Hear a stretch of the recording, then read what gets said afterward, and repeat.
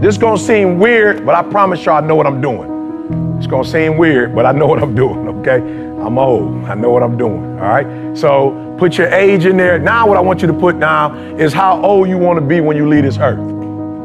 Now here's I don't care what religion, what politics, one thing we all know, we ain't gonna be here forever. There's one thing I can guarantee y'all, you won't be living like, you won't be here 150 years from now. I can guarantee you that. You won't be 150, you won't be here. So the real question is, how old are you? And then how long you want to be on this earth, right? Because here's why this is why this is important. Because if you know you're not going to be here forever, then you're going to treat how long you're going to be here differently. So what happens sometimes when you're young, you think you're going to be young forever. I feel you. I used to be there. I woke up this morning, I was 51 years old. I was like, man, I'm 51. My grandma, I went to go see my grandma, she's 91. I was like, man, I remember my grandma was in her 40s. My grandma 91. Now listen to me very closely. I'm not the don't say no to drugs dude, right? You make whatever decisions you want. You do whatever you want to do. I'm here to tell you though, that you're not gonna live forever. And so you have to decide then, if you're not gonna be here forever, what are your 20s gonna look like? What are your 30s gonna look like? What are your 40s gonna look like? Now, I'm from Chicago originally, grew up in Detroit. 90% of my boys are not living the way I'm living. They ain't no different than me. As a matter of fact, Bob should doggone be speaking to y'all right now, not me. Bob was the one that got me off the streets of Detroit. I was homeless. Like, for real, for real. I love rappers, because rappers be in the studio doing that stuff. I love it. Like, making up stuff. I was homeless, like in abandoned buildings, homeless. Eating out of trash cans, homeless. Bob took me off the streets, brought me to church. I gave my life to Christ. That pastor helped me to get my GED. Then they sent me to college. Took me 12 years to get a 4-year degree because I played in school. I was in college, couldn't hardly read or write. But Bob should be here right now. But Bob is not here because me and Bob, at 20, we started making different decisions. So here's what I want to tell you. I don't care what you say you want to be, what you want to do. And here's the crazy part about y'all age. Man, I'm so proud of y'all, like y'all the 1%ers. But the crazy part about it is, just because you got here don't mean your 30's gonna look like this. And your 40's gonna look like this. And your 50. I mean, I wish if you played in the NFL, I wish that whatever your best day was, your best year was, you could just like capture that and that'd be the rest of your life. But unfortunately, a lot of dudes made a lot of money who broke. Now I'm gonna just say MC Hammer, because that's my dude. $30 million wasted in. How you lose 30 mil in 1 year? Easy. You got the same mentality, like you hanging out with your homies and you trying to do right by your homies, but your homies eating up stuff, doing stuff, and now you broke and now you can't. Here's the crazy part about it. Most of the people who lost 30 million in 1 year, you don't get another year to make another 30 mil. Like, bro, wouldn't it be sweet if you had 30 and you wasted it and then you get a second shot and you get another 30? But for most people, that won't happen. So I'm not here to tell you anything but this. What do you want your life to look like? And many of you probably never even thought about it, but the cool thing about it, you got a phenomenal start, right? So I'm gonna walk through these slides real quick. I'm geeked, right? I'm geeked, why? Because I speak for a living. I'm geeked, y'all, I speak for a living. So what does that mean? This don't get old. I got something that I could, if I die at 70, I can continue to do this. At 80, I can continue to do this. The problem with football, you can't do this at 50. You can't play this game at 50. I don't care how sweet you are. The best of the best, I felt like, the best of the best was MJ. And MJ had to retire. And as a matter of fact, when MJ was with the Wizards, he didn't look like the bull MJ. He was just doing that because he was trying to own the team so he could make some money in basketball. So I'm telling you, this ain't forever. And when you're doing something that don't last forever, you got to treat it differently. This don't last for 20. This don't last for 30. This might not even last for 10 for some of you. So you gotta take full advantage of every single Sunday. And you only get 16. Oh, I'm sorry, they added one. I apologize. I'm old school, like Billy Sims, old school. We're 16. So write down right now for me real quick. And maybe you're not gonna answer this right now, but what do I wanna be doing in my 30s, my 40s, my 50s, my 60s? And what you do today, every day when you walk in this joint, what you do today is gonna determine how you live at 30, at 40, at 50, at 60, and y'all got a head start, man. Whew. My mom had to work at Ford. She got pregnant with me at 17 years old. Mom had to work at Ford for 30 years. And she probably ain't make what some of y'all gonna make in 2 or 3 years, in 30 years. So I'm proud of you. Whatever you had to do in high school, whatever you had to do in college, you did what you had to do and you got to this level. All I'm asking you is set the standard. Set the standard, right? Set the standard. I'm not, listen to me. You a grown man. I would dare tell you to set the standard, but set one though. Set a standard.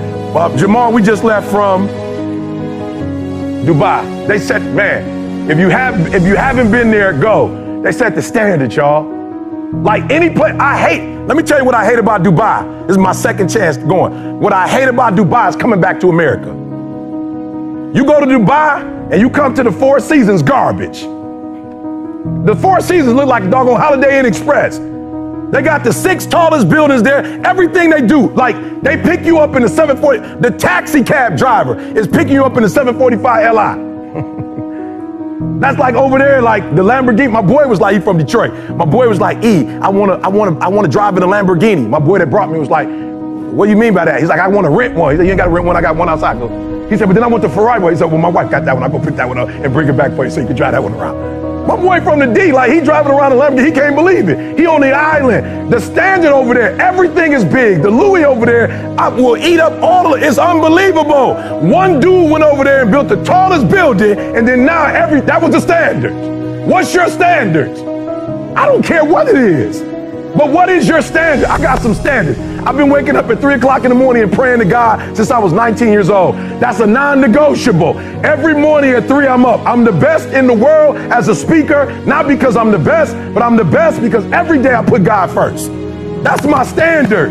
I don't care if I'm in Dubai, 3 o'clock. I don't care if I'm in Cali, 3 o'clock. I don't care if I'm down south, 3 o'clock. That's my standard. I've been married 31 years. I've only had sex with one woman my entire life. That's my standard. I'm not telling nobody else to do that, but my old dude wasn't in my life because he was running around having sex with everybody. I got siblings I don't even know. I just met my niece for the first time. She's 24 years old. So I'm like, I'm not doing what my dad did.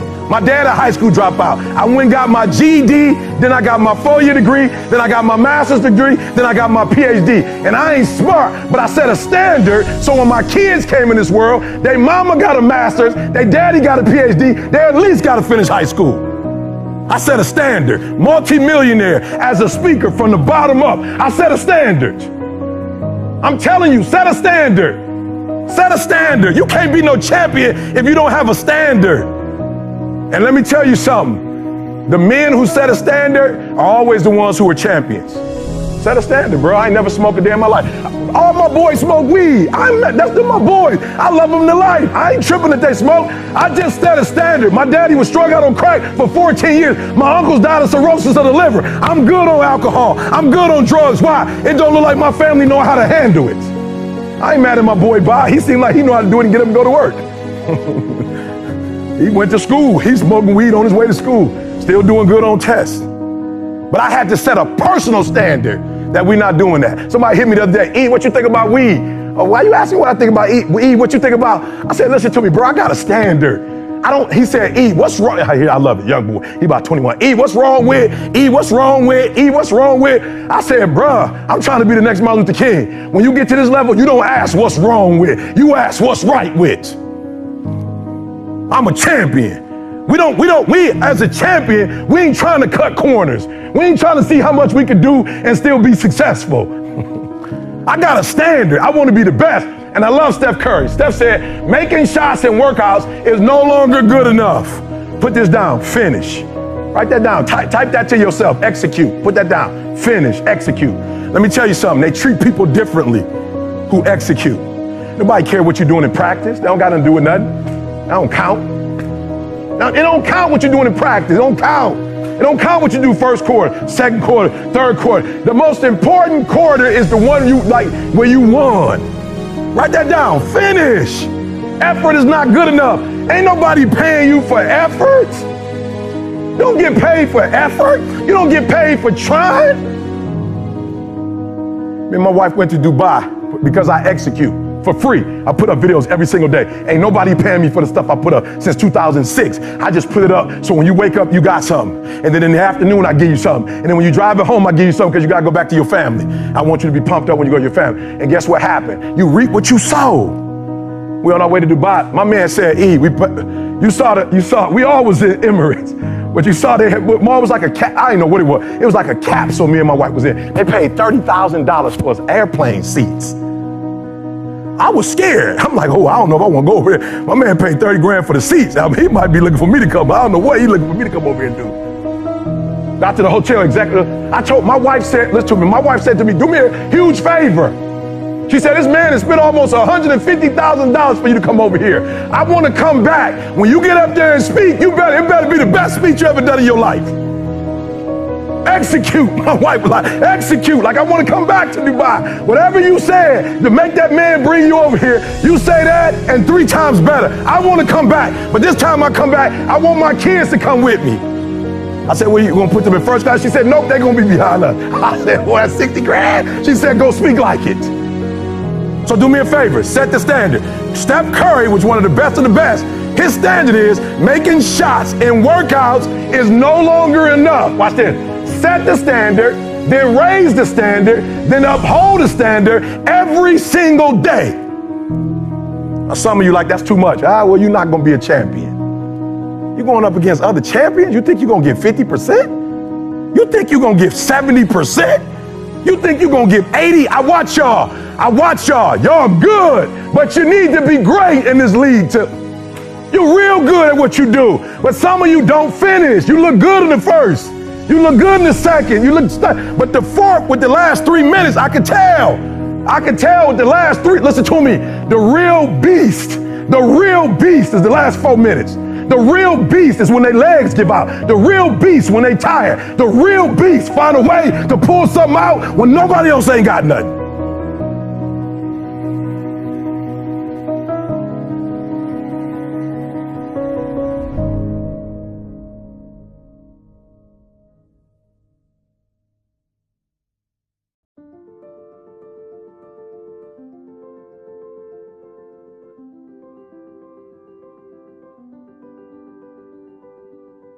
Good. So number 1, listen to me. Don't write this down. It's not a principle. Listen quickly. I'll give you the first principle. Number 1, this is not the principle. It's going to be a dog fight. I would love to tell you that on the road to success, everything is going to work out. It's not. It's going to be a dog fight. It's going to be a dog fight. For those of you watching my videos, on the road to success, I lost 5 aunts to cancer. It's a dog fight. In the midst of my business, I lost aunts. I had to go to funerals. We had to get on a plane. We had to drive. We had aunts that are close to my age who died, who didn't have insurance. We had to raise money. A dog fight. I had cousins shot in stores, execution style, shot back of the head twice. It's a dog fight. Like, you don't see that on YouTube. You don't see that on my TGI. It's a dog fight. My wife, 3 years ago, 7 legions found on her brain. It's a dog fight. It hadn't been easy. It's a dog fight. The road hadn't been success. Like, it's just a paved road, and like E.T. go this way. It's been rough. It's been crooked. It's been hard. But I've made up in my mind that I will get a reward for the pain that I go through. I will not stop in the middle of the process. I will not be defeated. I will not be destroyed. I will take everything that happens in my life and I will allow the pain to push me to greatness. You will not break me. You will not stop me. You will not defeat me. The only way I lose is if I quit. It's going to be a dog fight. And so if you're ready to quit, then don't get started. If you're ready to quit, don't get started. If you're looking for this easy path, don't get started. If you think they're not going to close the door on you and say no 1,000,000 times, don't get started. But every time they close the door, I just get excited. Why? Because I am not a no. I'm 1 yes away. I'm young. I'm 1 yes away. You can't keep telling me no forever. You can't keep denying me forever. This type of energy, this type of passion, you can't stop it. You can contain it for a while, but you cannot stop. This is life. And you can't defeat me. There is not. You don't have enough power. You don't have enough energy. You don't have enough strength to stop this. Contain it for a year, you might. 2 years, you might. You do not have hate, does not have enough energy to destroy love. You cannot destroy this. And so I'm telling you today, it's going to be a dogfight. And the sooner you realize it's going to be a dogfight. Okay, so let me just say this to you. So in America, right, and I'm sure it's the same thing here, but they're in our armed forces. Let's just pick one, the Navy, for instance. We just pick the Navy, right? Well, let me tell you guys, this is good. Listen to me very closely. The first thing they teach you, somebody over here, help me out. You are in the Navy, right? They're teaching you war. Right? What's the first thing they teach you?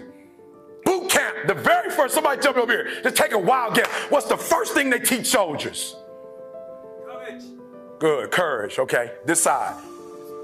Discipline. So give me something practical. What's the first practical thing that they would teach you? Say it again. Defending yourself, somebody over here. How to swim, listen to me very closely. The first thing they teach you, the very first thing they teach you, is how to respond when you have a jam gun. And number 2, how to carry a dead body. That's the first thing they teach you. They don't teach you how to defend yourself. They don't teach you how to swim. The first thing they teach you is when your gun is jammed. The first thing they teach you is a dead body, how to carry a dead body. And somebody tell me, why would they start you there? That's the worst case scenario. That's what you're not prepared for.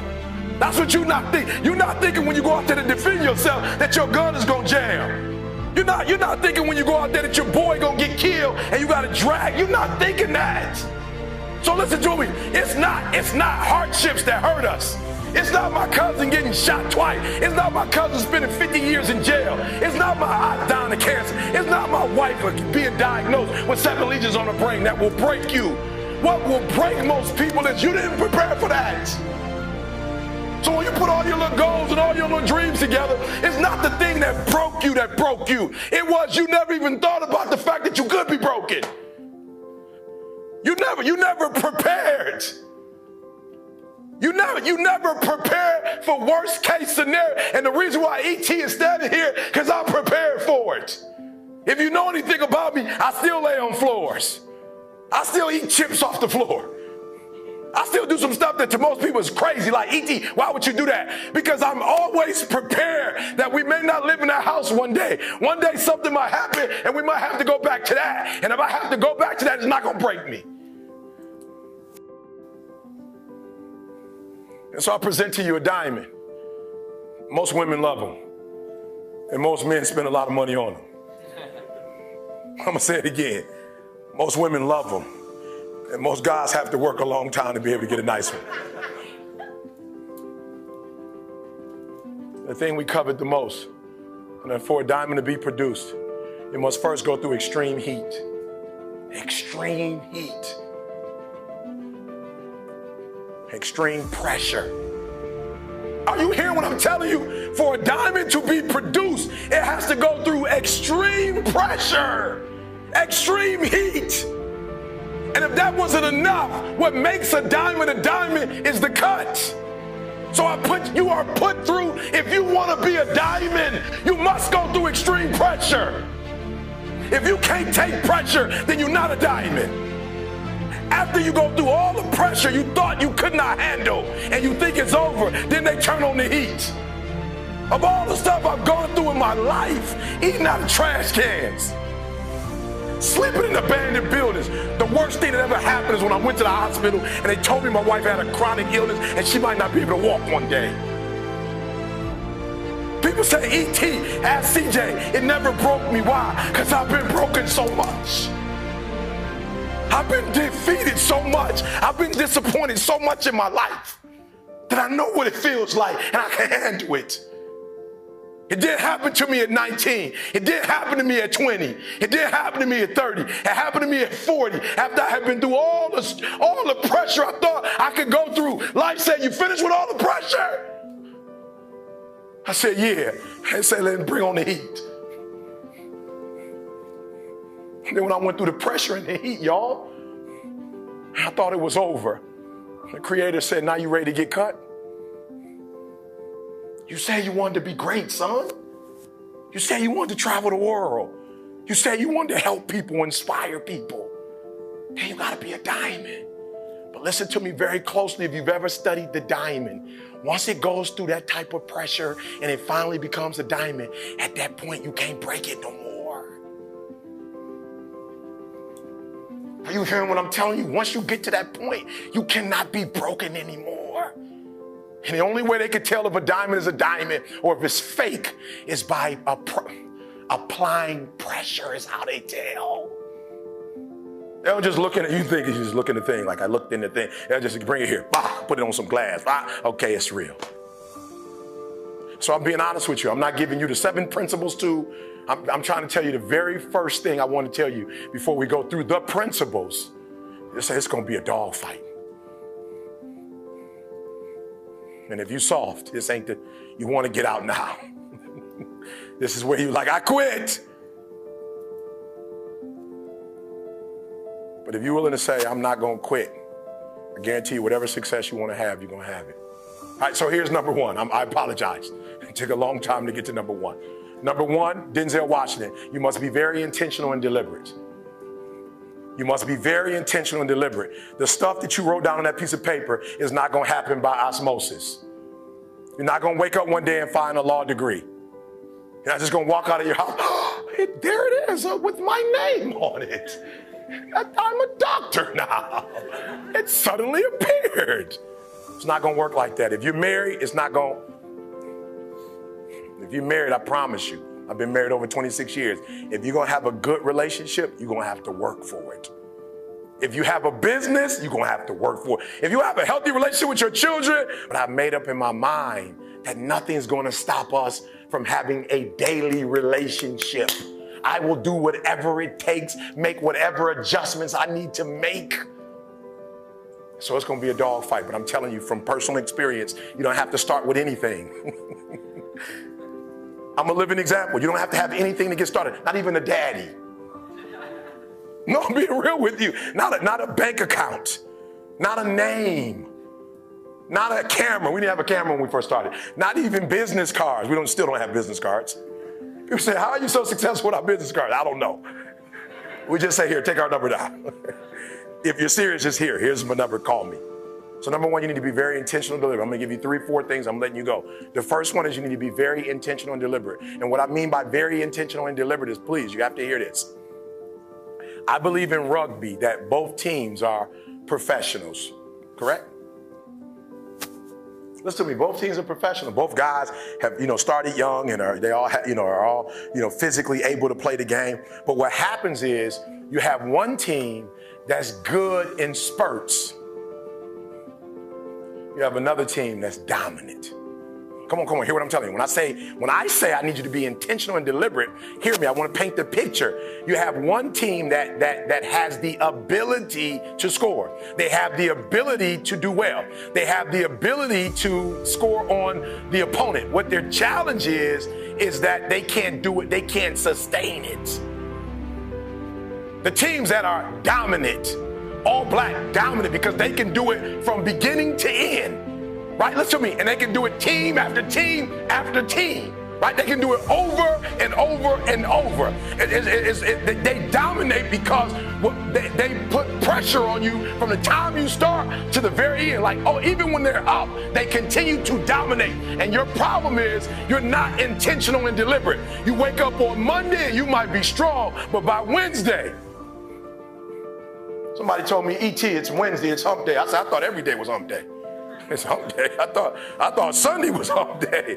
I thought Sunday is where you really get started. Are you hearing what I'm telling you? You're not intentional and deliberate. You are hoping that the best is going to happen to you, and the best never happens to you.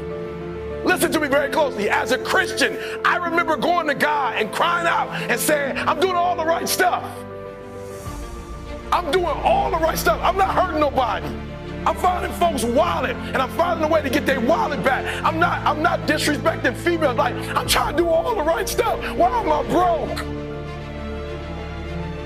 And God said, being a good person, son, has nothing to do with making money. That's absolutely, you're a good person and you're going to be rewarded for that. Ask CJ, I can lose my computer and somebody's going to send it back to me. I lose stuff all the time. I'm like, all right, I'm not going to lose people, but I'll lose stuff. It's like, it's not that deep. Listen to me. I'll leave money and I'll leave money, not even in a wallet, just money sitting there. And I'll come back and somebody said, did you lose some money? I'm like, it didn't even have my name on it.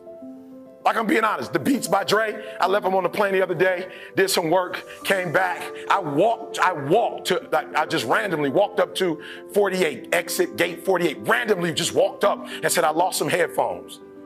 And he said, oh, are they black with red? I said, yeah. He said, I think that they're down in the security. I'm like, security? That's 2 miles from here. I got to catch a plane in another 15 minutes. He said, oh, I'm sorry. What's your name? I said, Eric Thomas. He said, oh, they're right here. We're talking about in Los Angeles, California. I randomly walk up to a gate and this guy just happens to have my... So God said to me, good stuff is always going to happen because you're doing good stuff. Money's not going to come to you because you're not doing money stuff. Come on, you got to hear what I'm telling you. He said you got to be intentional and deliberate about money stuff. You got to create a product that people need, and you got to give it to them regularly. Like, thank God on Monday for the last 8 years. You just got to keep giving it to them. And the first year, nothing. The second year, nothing. The third year, a little something. The fourth year, a little bit more. By the fifth year, boom, you're a household name. You got to be intentional and deliberate, whether you're making money or not making money. You got to decide that you're going to do something, and you got to do it every Monday, every Tuesday, every Wednesday, every Thursday. The problem with some of you in this room, you're not intentional and deliberate. You're a good person that just hopes the good stuff is going to happen to you. So you need to be on Facebook, because Facebook, they're not just good people. They do the analytics and tell you who's watching your stuff and who's not watching it. They give you the numbers. Hear what I'm saying? If you are intentional and deliberate. So I wake up every single day. See, I don't care what country I'm in. I don't care how long we've been on the flight. I don't care what our schedule is. 2:30. What time do I wake up every day, see? Okay, when we were in Poland, what time did I wake up? Okay, what about England? What about Australia?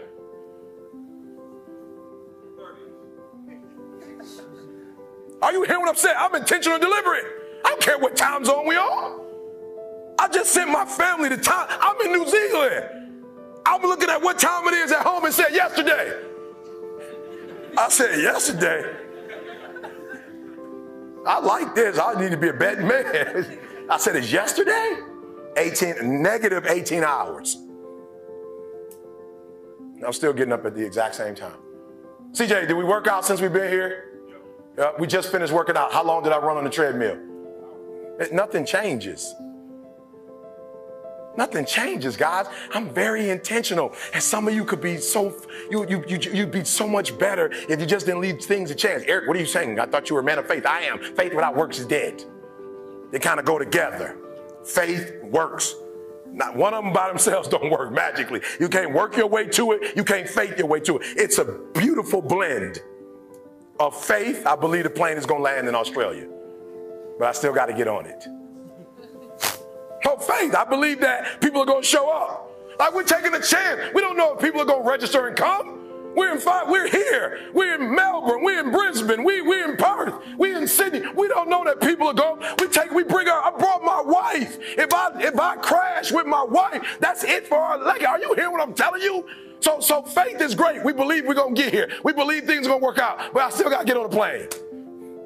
I still got to land. I still got to work out. I still got to do TGIM. We still got to do the podcast.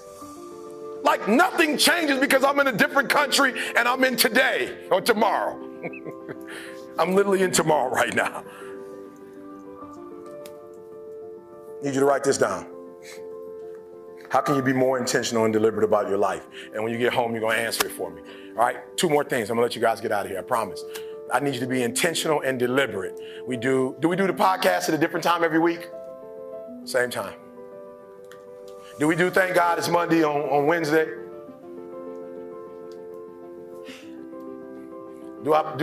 As a preacher, do I have my services on Thursday? Same thing every... Come on, guys. I'm not trying to make this deep. I'm trying to make this as simple as I can. When you leave this room, you're going to go to a whole nother level. A year from now, 2 years from now, 3 years from now, Denzel walked in and said, 16 seconds. Clem.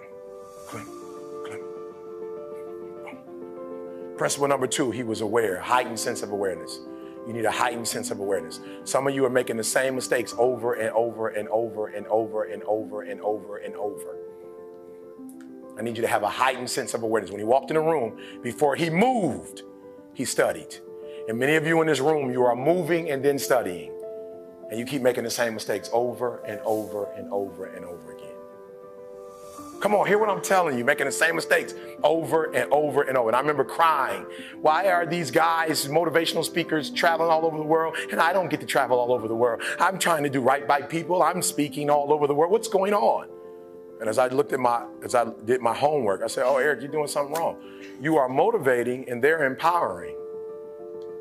You're just telling your story, but you're not making the connection between their life and your story. There are no principles. You're not principle driven. There's not enough content in that.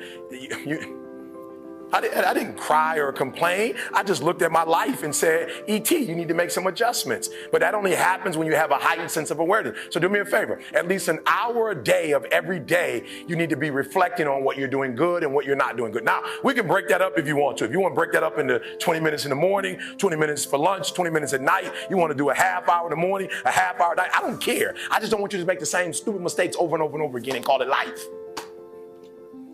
I don't want you to keep doing dumb stuff and say, my life is miserable. No, your life is not miserable. Your reflection time is miserable. Your ability to edit, to make adjustments, to make corrections is messed up.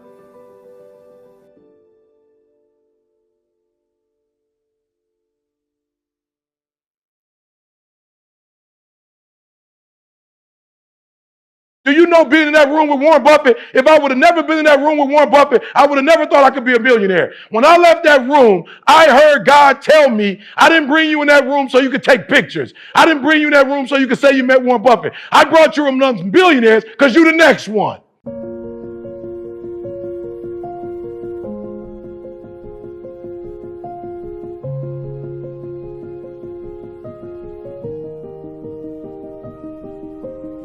My job is not to teach you leads and all that real estate stuff. That's not my thing. My thing is to help you change your what? Mindset. Because when you change your mindset, you change what? Everything. Again, I'm here to help you change your mindset. Because when you change your mindset, you change everything. Come on, one more time. I'm here to help you change your mindset. Because when you change your mindset, you change everything. When I go into a school, I go like this. Why? Because I want kids to know who come from urban communities that this was what a PhD looked like. I want to change your mindset. I know what you thought it was, but regular people can get it. I know what you thought it was. I know what you thought a billionaire looked like. I'm about to show you that. It's a lot of different ways to look like a billionaire. And for those of you like me whose mama got pregnant at 17, you can be a billionaire too. It's not a look, it's a mindset. I'm trying to tell you in this room, many of you are not going to take advantage of this, not because you can't, but you don't see yourself as. This is not a person, it's not a race, it's not a color, it's not an age, it's a mindset. They're going to give you all the information, but if you don't change the way you think. All right, so listen to me very closely. So I started getting around billionaires, and billionaires are considered number one in the world. So I had a different mindset. So now the book comes out. Number one in motivational management and leadership. Number one in business motivation and self-help books. Number one in business motivation and self-improvement audiobook. Number one in ethnic studies. Look, it's a mindset. One. We don't think number 10, number 20. We think number one. Write down what you're going to be number one in 2023. Write it down. You're going to change your mindset. Write it down. What are you going to be in 2020? Number one in what? Taking advantage of these leads? What are you going to be number one in? I wanted to be the number one motivational speaker in the world. Now, that does not mean that nobody else is. I'm just saying I just gave myself that because I need something to wake up to and something to push for. Does that make sense? What do you need to be number one in? Mentality. I just want to show you. Poor versus rich. One kills time. One invests in time. One buys luxurious stuff. One buys assets. One is indecisive, one decides often. They get paid weekly, one get paid daily if they want to. Scarcity mindset, the other one has an abundant mindset. One plans for the weekend, the other one plans for their future. One is a consumer, one is a producer. Yep, Bill Gates became a billionaire. Why? Because He took a computer from a business and put it in your home. Now you can use it. He solved the problem. People who couldn't get access to information, he created a laptop, and then boom, now in your house, you can, and so kids can. I got my dissertation, y'all. I never went to the library. When I was coming up as a kid, there was no way to read without going to the library. I know I'm old, Dewey Decimal System. I know I'm old. You remember when you had to 0, 0, 4, 3, 5, 2? You like, Lord, floor 3, you up on the 3rd floor. You're like, that ain't it. Okay, I'm still on the other side. Right? Remember when you used to copy and you could never get the middle part? You got to figure out what the middle word said. You couldn't quite open the book and get that. Now you don't have to do that no more. You just go online, boom. Somebody created, there's something you're going to solve in this industry. So you're going to learn from them, and then you're going to create another solution to something and call that solution university. You're going to have your own university. You're going to learn from them. You're going to have your own conferences. You're going to have your own books. Does that make sense? Who's ready to be number one in this industry? Let me see your hand. Come on. What's the song say? I'm sorry, I forgot. Land of the, home of the. I don't know if you caught that. One more time. Land of the, but the home of the.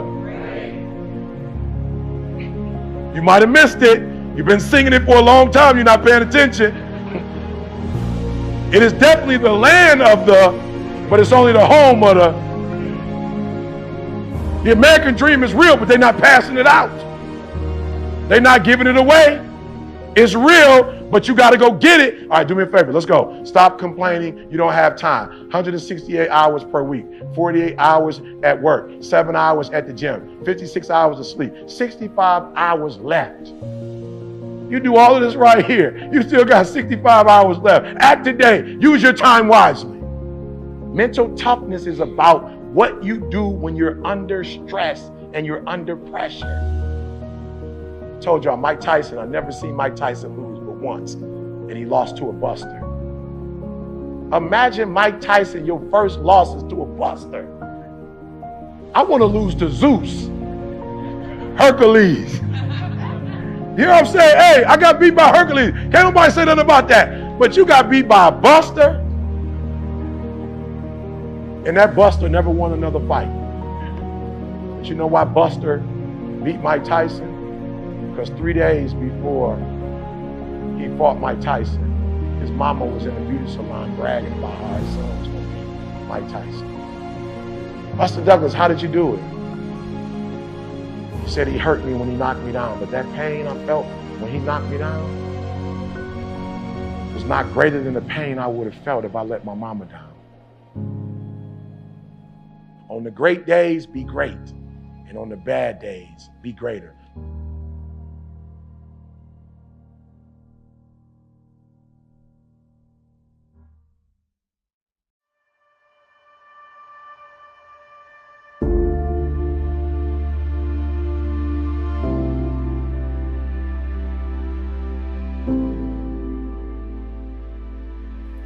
I just want you to do me a huge favor, because this is a serious moment for me, and what makes this moment serious for me is that I'm sitting in a room of people who have the ability to make their dreams become a reality.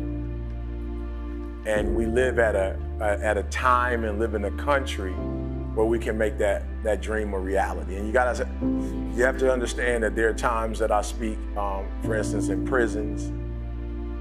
And I'm talking to individuals who will spend the rest of their lives in prison, and they don't have options. They don't have a lot of choice. That what I do when I come in is I provide a sense of hope, and I provide some inspiration, but I'm not able to help them to bring about the change that they want to see happen.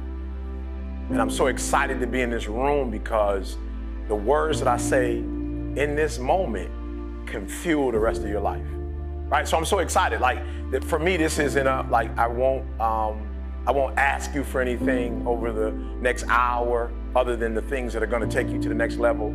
But I'm excited because when I leave, I literally have, we may never see each other again, but I have the ability when you walk out of this room to make you operate in a way you've never operated before. And once you do that, because I know if you're in this room, I know there's something special about you, that once you leave this room and you go from 70 to 120%, There are going to be some things that happen in your life that didn't happen before, not because you didn't have the ability. So this is not an ability room. Like we're not talking about ability. We're talking about activating this greatness that's in us. Your abilities are your abilities. I'm not going to be able to I'm not going to be able to help you to do anything that you do better. Like I'm not going to be able to give you a gift that you don't have. But what I will be able to do is help you today operate in a way you've never operated before. Right? I will help you to operate in a way you've never operated before. I'm going to help you to do some things that you've never done in your life before, and as a result, you're going to be able to go to a whole new level. So we have to start here. We have to start here. Just write down those things, 1 or 2 or 3 things that you have to desperately get done before this year ends. It's desperation. I don't have a choice. I don't have an option. You got to get that done. Got it. Like, I just want you, and I'm not talking about stuff that's kind of important. I'm talking about the stuff that has got it. The ball's dropping and you can't keep talking about it. Like, you will not be able to rest if you didn't get this done. I want you to write that down. I want you to write that. That's where we're starting. I want you to write that down. E.T., like, I got to get this done, E. Like, E, this is no option. This is not like a vacation. This is not, just making a couple more dollars for the sake of buying a car, a house. Like, E, this is some life and death stuff. E, like, this is some change the trajectory of my life stuff. E, this is like, it's going to put me in a place like where I'm just going to be able to get to that place that I've been trying to get to. I want you to write that down. And it was, look, guys, I'm being honest. It was like random. It was like just totally random. It was out of nowhere. It was the Christmas holiday. And Carl, our videographer, had his family over, and at that time, we lived around the corner from each other. Now we live on the same block. Random, right? Christmas was over. We're just going to the house, just eating dinner. It just was a random night. And somehow we got to talking, and Carl's wife is from Barbados, and she didn't have citizenship. So unfortunately, she was in the States without citizenship, and so she had to stay in school in order to eventually get her citizenship. So she did her master's degree, and she was in her PhD, and it was weird. It was just like, yo, E.T., I don't know how it happened, but it was like, yo, E.T., my wife is going to get her degree before you get yours. Right? I'm an American citizen. Like, I had already been in the program for a few years, and and it was, I don't know, but have you ever heard, like, when it's your time? Like, it's that moment. It's like, enough is enough. I can't tell you. People have asked me before, Eric, when you get your PhD? I'm like, I'll get it done. E.T., how far are you in the process? Finish all my coursework. I just got to write the dissertation. But it was something about that night that was different. It was almost the end of the year. And I remember Carl, listen to me very closely, guys. I'm being real with you. I didn't even have a conversation with Carl. Like, we never even talked about it afterwards. I never said anything to him about it, but I felt this guilt. I felt like this embarrassment. Like, and for real, he wasn't like speaking directly to me. He was just saying, hey, E, I think my wife's probably gonna finish her degree before you finish yours. And I'm talking about like it pierced. And I just remember like we were talking afterwards and I didn't hear anything. Like, bro, have you ever been in a conversation and it just shifts and somebody's talking to you and like you can't hear the words that are coming out of their mouth? I didn't hear anything he said. I just kept it like, E, when are you gonna get this done, E? Like, yo, E, are you ever going to finish this? And it's not about a degree, but are you ever going to finish this? Like, are you going to get it done? And I remember excusing myself, like, all right, Carl, hey, great time. Love you guys. Gotta go. Gotta get up in the morning. And I'm telling you guys, it's not even a 5-minute walk, and it felt like an hour. All I could think about when I was going home was like, enough is enough. Like, I'm through. I'm gonna get this done. Okay, just help me out. You're in the room. You ever had that enough is enough moment? Raise your hand for me. You had that enough is enough moment, right? So I need you to be there. Like the next 30, 40 minutes, I need you in that space. That enough is enough. I'm not dumb. Like, I can get a PhD. Has nothing to do with that. It has everything to do with the fact that I just didn't say, all right, this is the year. Right? And so that thing you wrote down, I need you to do me a huge favor. I don't know if you have a pen or a piece of paper. I don't even know if you can do this on your phone. But I want you to kind of put a year next to that for me. Put a year. I want you to just put a year on that for me. Like, don't make up, like, don't do it for me. A real number. Just give me like a real solid number, right? And I remember saying to myself, like, yo, if we come back next year for Christmas and your family's here, I remember saying to myself, we come back this time next year, I'm gonna be Dr. Thomas. We come back to your house next year. As a matter of fact, I will pay for your parents to come. Like, I want to reinvent this whole like scenario again next year. Like, I want everybody here. Let's do the same meal. Let's sing the same songs. Let's Twilight Zone this thing out. I want it to be exactly like it was, except for this time, I want you to say Dr. Thomas. Like, this is going on in my mind. I'm not having a conversation with anybody. And I'm saying, like, this is it, guys. This is it. And so I put a date on it. I put a date. I said 2015. 2015, we're not going to have this conversation. 2015, this time next year, I'm finished. It's done, right? Good. So now I need you to do me a favor. I need you to put a month next to it. Yeah, I need you to put a month next to it now. You got January all the way to December. I need you to put a month on it for me. Give me a month. Yeah, I need you to put a month on it for me, right? Right now, as you're writing the month down, what I want you to think about is, okay, so write this down too. I'm sorry. I know you came to listen, not do a lot of writing. I apologize, but I really need this. I really need this. I really need this. I really need this. I need you to write down 3 people you love next to those goals. 3 people you love. Just 3 people. Right? Give me the name. Write the names down. I don't put son, mom, or give it to me, give it to me, give it to me, give it to me, right? Write their names down. Now, this is what I need you to think about. What I need you to think about is how this goal or these goals will revolutionize their lives. Like, I really want you to think about, okay, you can do this later. When you get home, you can do this later, but I want you to write down for each one of them, give me 3 ways. Please do this when you get home. If you really love them, like you say you love them, when you get home, I need you to write their names down, and I need you to write down when you get to this place, when you finally make this thing happen, how is it going to empower them? How is it going to change their life? And all I can think about is, wow, if I get this PhD, like I can just like change the zeros. Like, I just remember thinking, like, there were doors that were closed to me in the United States of America, right? Because of the nationality that I come from or the part of town that I come from. And I specifically remember people picking other people over me for speaking engagements that weren't as good as I was. I remember people using the excuse of you're not qualified enough. And I remember the PhD, we're gonna solve all of that. Like, no more ET ain't qualified, no more like we're gonna pick this bird over this bird. Like, no, this PhD is going to open doors for me that were once closed, which means it's gonna open doors for my daughter, which means it's gonna open doors for my wife, which means it's gonna open doors for my mother, which means it's gonna open doors for CJ, which means it's gonna open doors for Carl. And so every day when I woke up, I remembered the people that this degree would affect.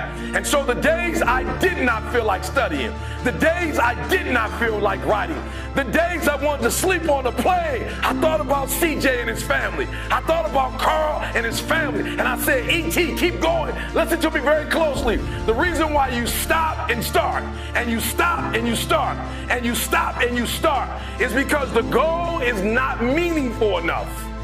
There's something about the goal that if you quit, it's not going to hurt nobody.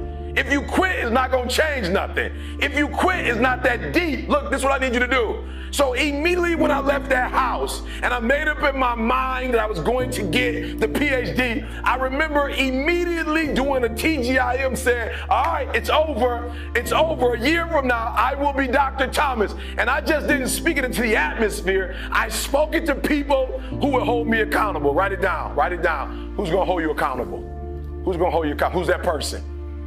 Who's that person? And some of you have been a part of the real estate program. Some of you just come to hear me. When you leave, I need you to call that person, that guy, that young lady, that mother or that father. Like, I need you to call that person and say, yo, I got to do these 3 things before this month and before, and this is who I'm doing it for, and this is why So just somebody real quick over here, because we gotta make this real. Somebody over here real quick, we gotta make this real. Somebody tell me, who's that person you're calling over here? Who's that person you're calling? Who's that person that on this side, that person who's gonna hold you accountable? Who's that person? You've identified that person. I need you to raise your hand for me. Tell me who that person is. Yes, sir, who's that person? Good. Look, I need you to hear me. Here's the last step and we move it forward. The last step is I need you to identify that person. And I identified that person. After I went on YouTube and said, hey guys, I'm marching. Matter of fact, I turned it into an event. Listen to me very closely. I rented out a space. I put the deposit down. I tasted the food, like we did a tasting. I decided what food we were going to eat. The linen, we had to decide what linen. This is 8 months before I even graduated. Never forget, one of the professors came to me and said, E.T., there's a lot of paperwork to fill out. We got about 2 or 3 months left, but I'm just going to be honest with you. You waited on some things because you weren't in school, and now you're back, but I just don't think you're going to be able to make it happen. And I laughed. I chuckled. She said, no, I'm serious. There's a format and there's a way and there's some, and you didn't, and it takes this month for this long, 30 days for this, 6 weeks for that, and you just didn't put your paperwork in time. And I said, ma'am, I'm sorry, but you don't get it. I called my grandma and told my grandma I was graduating. Like, no, I'm being serious. Like, I called my grandma, and my grandma said, baby, you know I'm on a fixed income. So if I buy this ticket, grandma can't get her money back.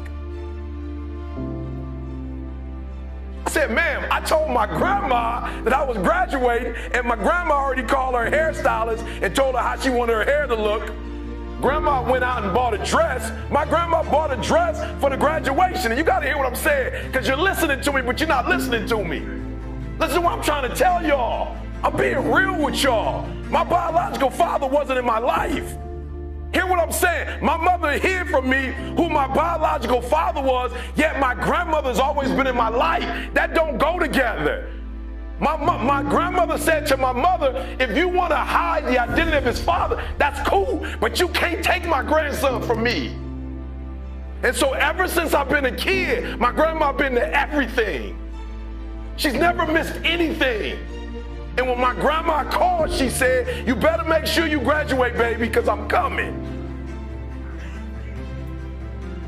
And so what I'm trying to tell you is, I didn't get the degree to get the degree. I got the degree because I called my grandma. I'm trying to tell you the reason why you're not doing it is not because you don't have what it takes to do it, not because you don't have the ability to do it, but whatever it is you say you're going to do, the meaning is not strong enough. Somehow the meaning is not strong enough. You've not put enough value in it. You don't have enough skin in it. You played around with it so much that you don't have nothing to lose if you don't do it. What I'm telling you is, you got to create the type of scenarios, not the goal, the type of scenarios that if it doesn't work, you lose everything. And because you cannot lose everything, you got to make it happen. Glenn came all the way from Australia.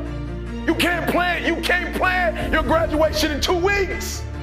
You can't buy a ticket from Australia and then call somebody and say, Glenn's not going to happen now. Was that a refundable? Did you get a refundable ticket?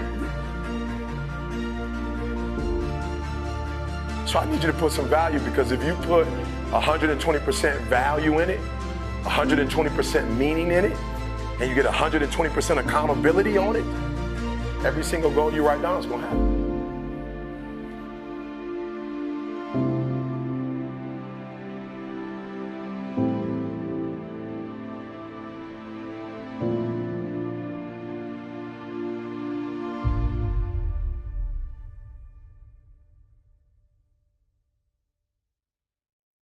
Anything you could think of, if you could actually think of it, it means you can do it, right? Does that make sense? So if it pops up in your brain, it means that you have the ability to do it. Why? Because the brain would never think of something that it could not do.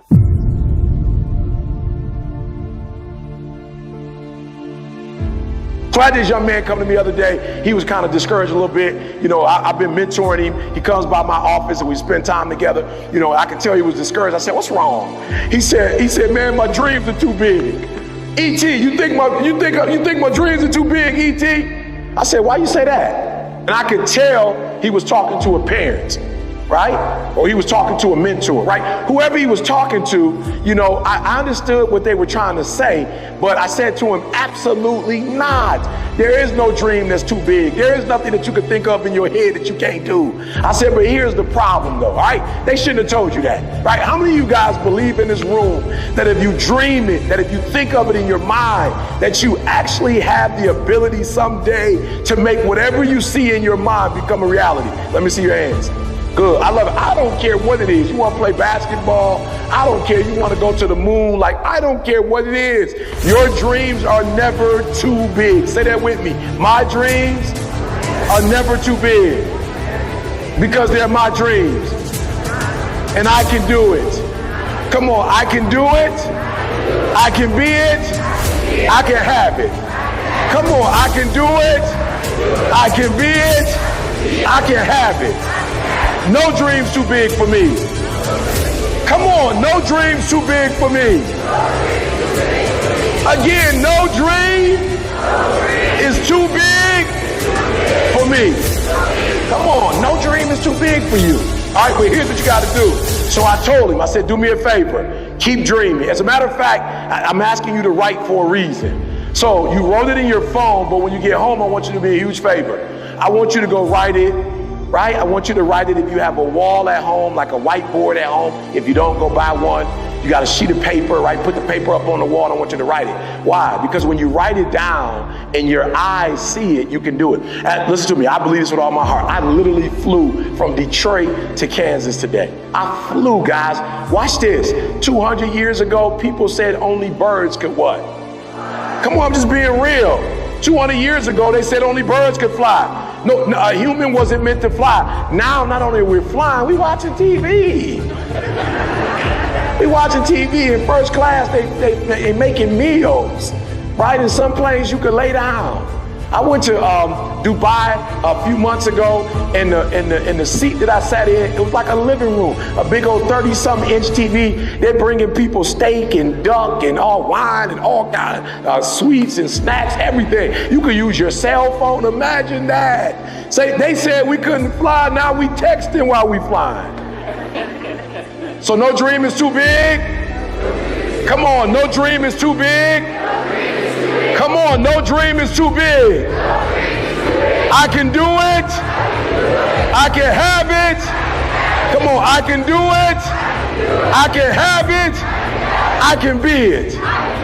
It's only one person that's going to stop you, and that's you. I need you to understand that. It's only one person that's going to stop you. All right. So what I said to the young man was, your dreams are not too big, but you got to make different decisions. Does that make sense? So I want to show y'all something real quick. Can I see the book? I want to show y'all something. I know you guys at some point you're going to get the book, all right? At some point you're going to get the book, all right? The UOU book, right? At some point you're going to get it, all right? CJ and I said 2 years ago, please write this down. This is not even a part of my message, but write this down. Never let a good crisis go to waste. Write that down. Never let a good crisis go to waste. And so when COVID struck, instead of cry and get upset, I made a decision, right? I made a decision. I made a what? Listen to me very closely. In order to make your dreams and goals become a reality, you have to make different decisions. See, the only reason your dreams aren't happening now is two reasons. It's too early, right? It's too early. What do I mean when I say it's too early? Okay, so if you're in high school, you can't play in the NBA, right? It's too early. It's not time yet. And a lot of you struggle with that. A lot of young people, you struggle because you got these big dreams and these big goals and you want them to happen right now. You want them to happen today, right? Look, you got the rest of your life to live. So what would happen if all your dreams became a reality when you was 15? You got 65 more years to live, 70 more years to live, 80 more years to live. My grandma just passed. They both were in their 90s. So if you're 15 years old, you got 80 years left. Are you hearing me? You can't make all your dreams become a reality in one day or in 1 year, right? So say this with me. It takes 21 years to be 21 years old. You can't make yourself 21 at 15. I don't care how much, how much milk you drink, right? How much exercise you do. It doesn't matter. It takes 21 years to be 21 years old. And there's nothing I can do to speed up the process. So the number one thing I think that kids do wrong is not that you have these big dreams and these big goals, is that you have these big dreams and big goals and you're rushing it. Take your time. Take your time. Take your time. All right? It's going to happen. All right? There's some things that are happening for me right now that I'm grateful it didn't happen 30 years ago. All right. So number one, the D is for good. So the first thing I need you to do is I need you to be a great decision maker. And if you're a great decision maker, all your dreams are going to become a reality. All right, so we decided that we were going to write a book during COVID. Why? Because one of the worst things that ever happened to me happened during COVID. But one of the things that you have to learn how to do is not focus on the negative all the time. You've got to learn to see the good in everything that could be negative. Say it with me. I will learn to see the good in every lesson. Come on. I will learn to see the good in every lesson. For in every lesson, there's a blessing. Come on, for every lesson, there's a blessing. So I got hit hard when COVID hit. I had never heard of the term social distancing. I was like, what's that? It was like, it's about to tear up your career. That's what it is. I said, what does it mean exactly? It said that you will never be able to, and we didn't know for how long, speak in crowd. This is how I make my money. Alabama football, Kansas, I work Kansas. Kansas State, I work with Michigan State. Like I go in the locker room, I go to colleges and talk to kids. And for over 18 months, I couldn't go on the road and speak. So I made a decision. I made a what? I made a decision to see the blessing in the lesson. Say there's a blessing in the lesson. Come on, there's a blessing in the lesson. And so it hit me. You can't go speak. You can't go on the road, but now you'll be at home all day. What can you do while you're at home all day? I can write a book. I never had time before. I was always on the road, packing, unpacking. I was always on the road, right? And so writing a book is better than speaking. Why? Because in order to make money speaking, you have to be present. When you write a book, it's passive income. While you're asleep and people buying it, you're making money. So I actually can make more money with a book than I can speaking.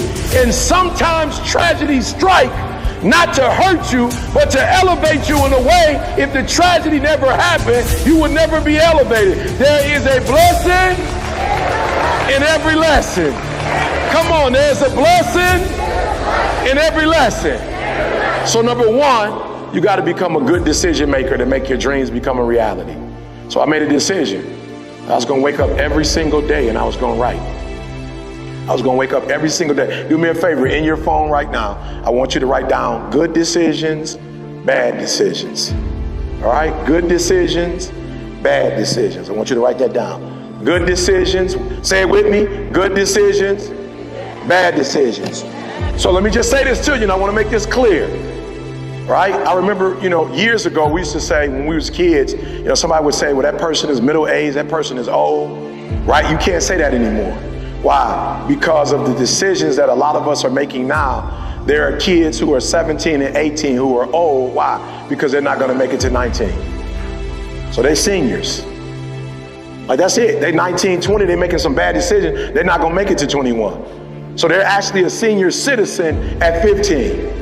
Because they don't have but 3 or 4 years left to go. Does that make sense? Because they made what kind of decisions? Bad decisions. So here's what I want you to do for me. I want you to ask yourself every single day, are the decisions I'm making good? Because if you're a good decision maker, it means you are guaranteed to make your dreams become a reality. I told you my goal was to write a book and make what list?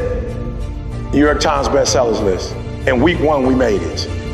Why? Because of the decisions we made. There was a whole lot of decisions that it took to get here. And so in order for you to make your dreams and goals become a reality, you got to be a great decision maker. Does that make sense?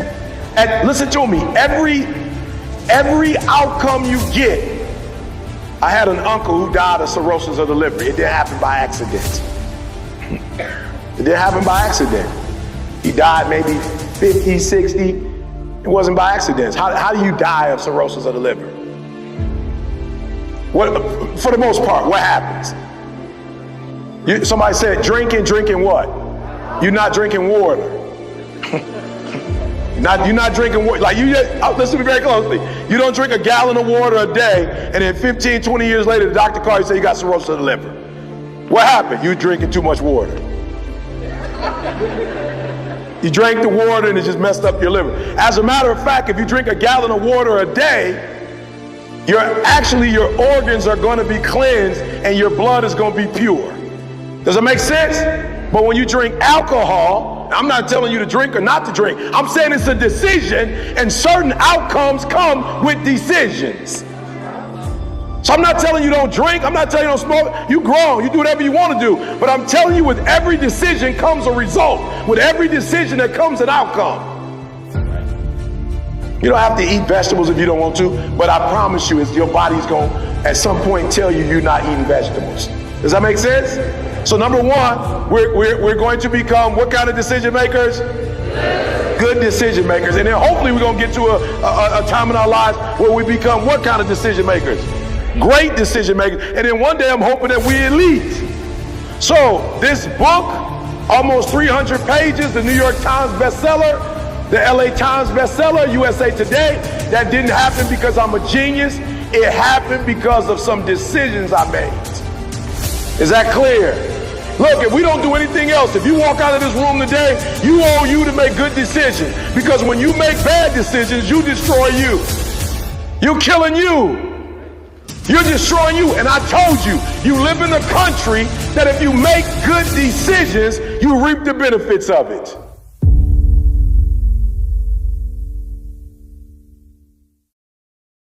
I get up at 3 because it's silent. It's easier to be focused when the environment is focused. So a lot of you don't have, be honest. We're not playing no games here. Talk to Sam, we got a way to help you after this. How many of you, honestly, you are knocking on doors and grinding and making moves, but you don't necessarily have every single step written down for every single day? Just be honest. Some of y'all, you in the dark. That's the problem. So we're going to help y'all. I got a plan. We're going to work with y'all. I'm going to do some videos, give it to y'all. I'm going to show y'all really how to walk through this. Because the day I got up, and every day now I know exactly what I'm supposed to be doing. Here's what's funny. Most of you wake up and you try to make money. Listen to me. If you would make you, money would come to you. Okay, you missed that whole thing I just said. If you would make you a better person, you'd make more money. Now, watch what I do. The way people spend their money or treat their money is how I treat my time. All right, let me explain what I mean to you. I make sure that every single day in that 24-hour period that I'm getting a whole bunch of wins. So I'm supposed to be doing this at this time, doing this at this time, doing this at this time, doing this at this time. The problem with most of you waking up and you worshiping money. Man, I was in the back with Cole. Cole was like, E, I got this opportunity for you. I got this opportunity. I got this opportunity. When you become number one, you have to chase opportunities. So I became number one, not meaning I'm better than nobody else. It means I just mastered my craft to the point that I know what I do that don't nobody else do. I know what Tony Robbins do. I know what Les Brown does. I know exactly what they do. And so I'm not trying to do what they do because I'm not trying to compete with them. I know that I have a way of doing in this industry what nobody else does. And I've picked out in this industry, I've crafted out my own room. And your problem is you at 50% knocking on doors trying to get the result, somebody at 100%. And you wondering why it ain't working. Because while you're doing what they're doing, you're not who they are. So why do I put more emphasis on time than I put on money? Because they print money. They don't print time. No, I'm gonna say it one more time. You are worshiping the thing that they make every day. They don't make time every day. Ain't nobody printing time. I ain't met them yet. I ain't met no billionaire. I ain't met no trillionaire. I ain't met no institution. I ain't met no company. I ain't met nobody printing money. I ain't met nobody that say, bruh, give me $500,000, I can give you 10 more years on your life. Matter of fact, throw in 2.5 mil and I can make sure your health is straight. There's famous people died from COVID. There's celebrities that died from COVID. So why are you spending more time on the thing they print every day than the thing, you know why? Because you're not developed and you following other people. When you understand that the real thing is time and you ain't got a lot of it, you start focusing on your time, and when you get your time right, money will come. I just had to tell Cole, no, I ain't gonna be there. Why? Because I'm gonna be in Dubai. Somebody said, you going for vacation? Yeah, they gonna pay me to fly there. Emirates, the big boy, the $15,000, 2 of them for me and my wife, the hotel free for over a week. And so, yep, I'm gonna speak one day and then the rest of the time is me and my wife. I just left in November. Some people go to Dubai once every 10 years. I'm going every other month. Why? When you master yourself, you put yourself in a position that a lot of people can't do what you do, and then you become rare. And diamonds are rare. That's why they cost so much. If you would become rare, you just like everybody else. You look just like, you act just like, you just like everybody else. When you become you and you become rare, you become a... Those who have a why can bear almost any how. How did I become #1 in the world?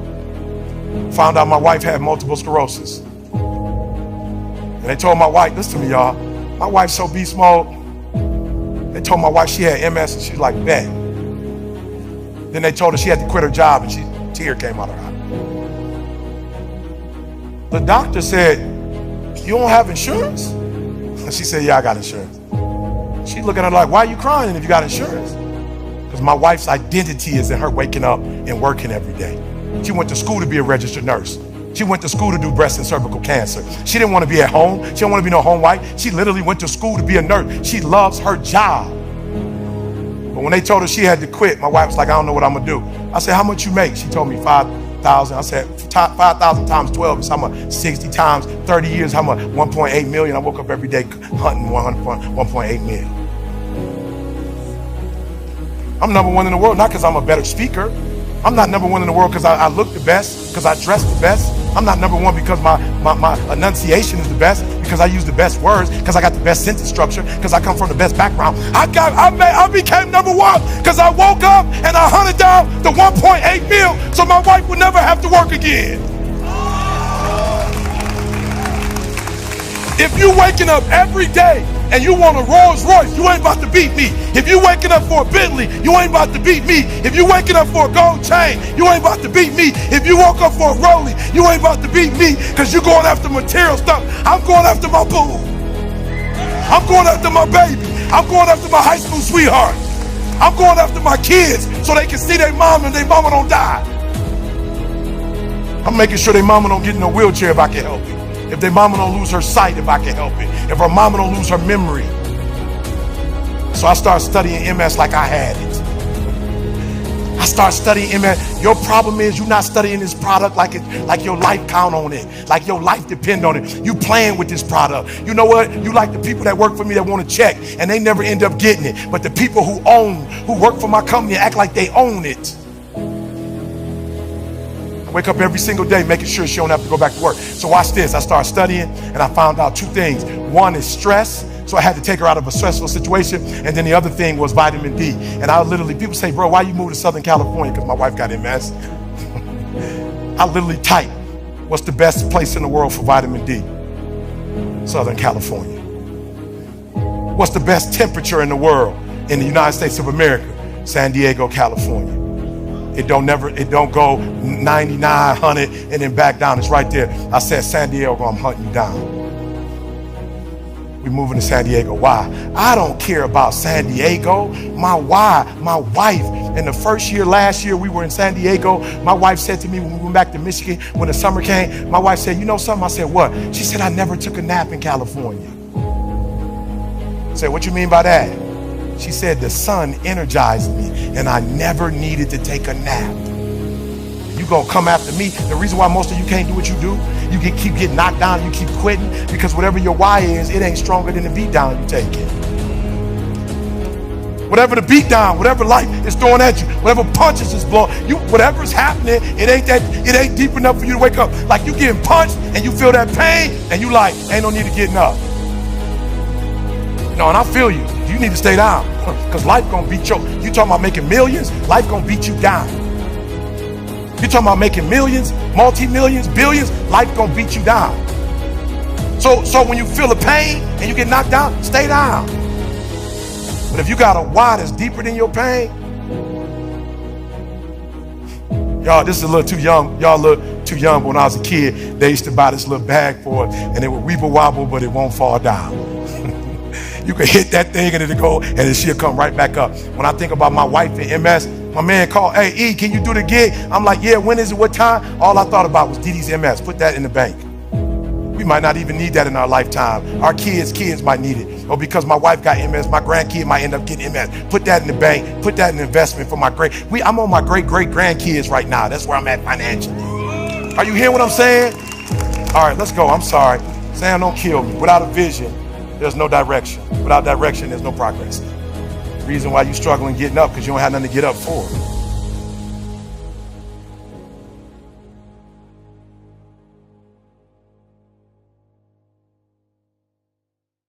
I got to clear my mind of some stuff, but when I get up there, I got to do what I got to do. Why? Because success is not a failing. It's a mindset.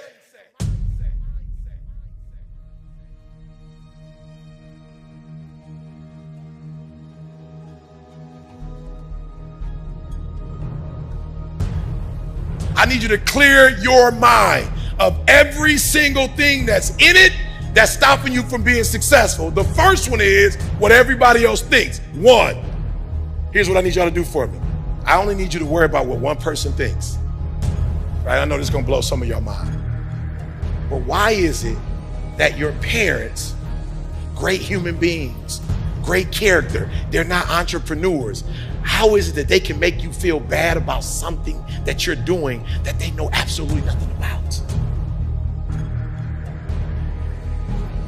No, you think I'm playing when I say one. I mean it. You got to be on one accord.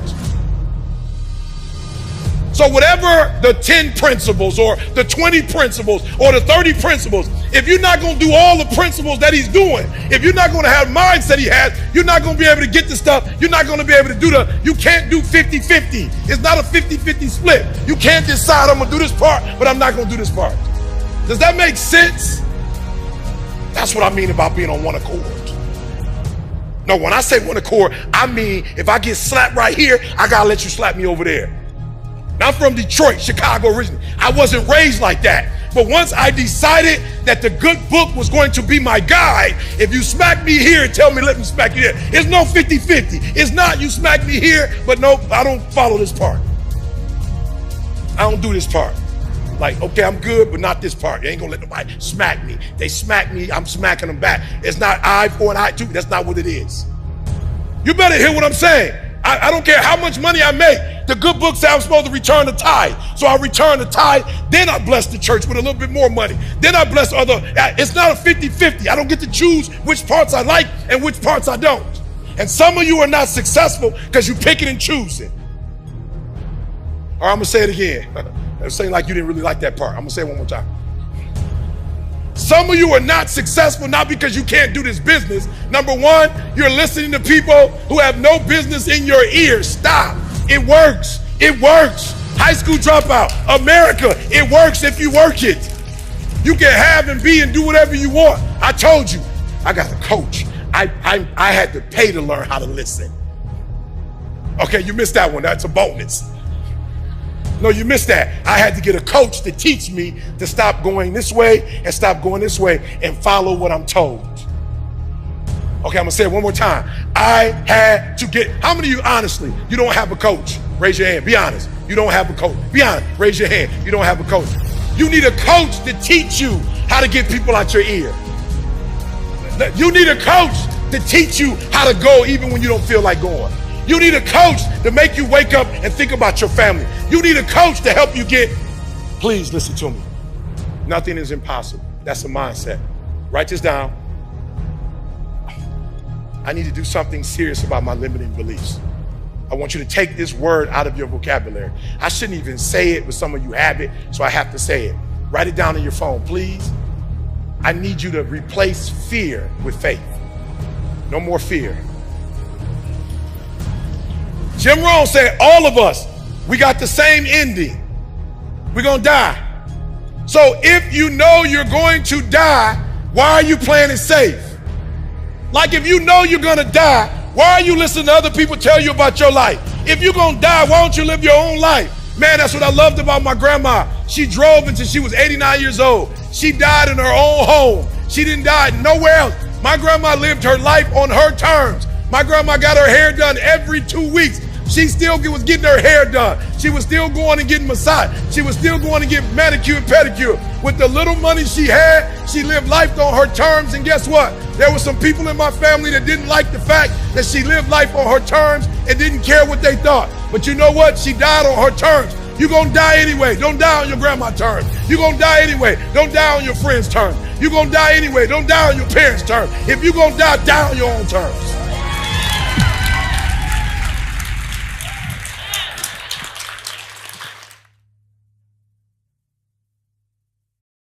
The second one, I put that down, the F, friends. So the second one is, it's going to be tough to make good decisions and be with people who making bad decisions. Amen.